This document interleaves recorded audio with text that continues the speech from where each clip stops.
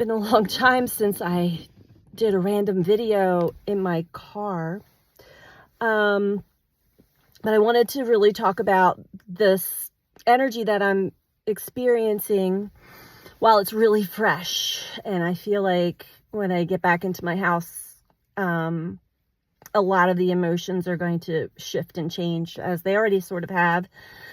But I wanted to share. And this is really what has been eating away at me since yesterday. So I'm talking about Mars in Cancer, Mars retrograde in Cancer, and this Cancer full moon that I'm feeling already, but we're coming up to on the 13th of January. Very emotional, and I'm well aware of the emotional aspect, yet I wanted to share my process. So it took a little while. I sat with a lot of feelings and emotions, and my guides took me on another trip down memory lane last night into my childhood, which really helped me then put it all together, because I know I'm not the only one, but I have a thing where when big, deep emotions arise, I'll look at them, but I'll quickly bypass them sometimes, because in my past, I didn't feel like my emotions were honored as a child. So that was really painful and hard to hold.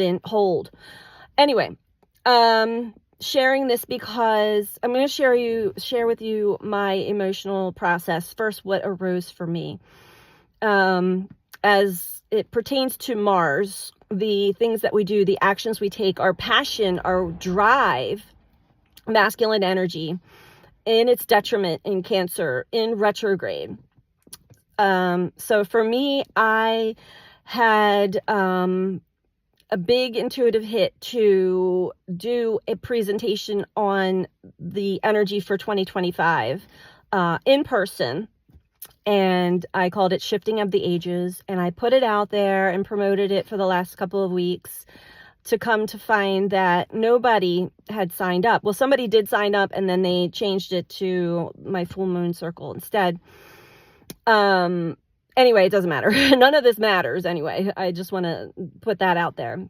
It is meant, it's a lesson. It's meant to help me shed some old stuff. So take it as it resonates for you. So nobody signed up. So I decided I still want to share this with the people that I work with, the people that I'm building community with, and a really good friend. And so I invited them all to still show up, and I could give the presentation or the seminar to them. And nobody responded to my email, first of all. And then when I met with a few of them in person, now I do have 2 that are showing up, and I'm grateful for that. Possibly 3.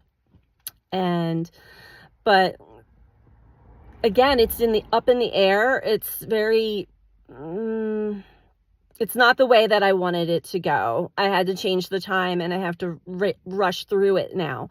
And so it's almost like the little kid in me is like, why does this always happen? I get passionate and excited about something. Sorry for the shaking. I'm using the fire that's within me, and I'm executing, and this is something that's really important to me. And it just falls flat, right? It falls on deaf ears, or it falls flat. And instead of placing blame outside of myself, or there was a part of me that was like talking to the universe and my guides, like, what, like, this isn't fair. I'm so tired of this happening to me over and over and over again. And then I heard, look within, take my own advice, right? Retrograde, go within. What is this bringing up for you? Deeply, truly. And cancer is the mother wound. Also, home. For me, cancer does fall in my 4th house of home, family, roots, foundation. And I grew up with never really fully feeling like I had a solid foundation. I would have it and then something would happen and it would go away. Always. I always moved every two years. I was a new kid in school every 2 years. It was always changing.